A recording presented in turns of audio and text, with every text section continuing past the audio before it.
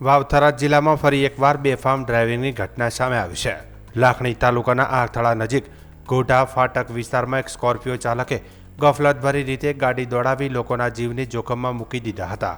મળતી માહિતી મુજબ પૂરપાટ ઝડપે દોડતી સ્કોર્પિયો ગાડી અચાનક રસ્તા પર આવી જતા આસપાસ હાજર લોકો અચંબામાં પડી ગયા હતા। ગાડીની ઝડપ એટલી વધારે હતી કે થોડા સમય માટે વિસ્તારમાં દહેશતનો માહોલ સર્જાયો હતો।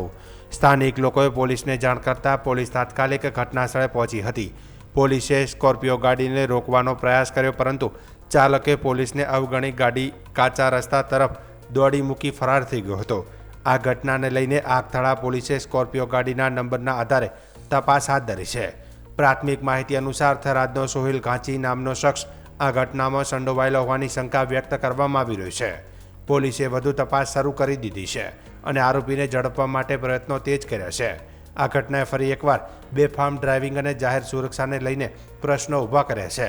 સ્થાનિકોમાં આ ઘટનાને લઈને ભારે રોષ જોવા મળી રહ્યો છે અને આવા બેફામ વાહન ચાલકો સામે કડક કાર્યવાહી કરવાની માંગ ઉઠી છે।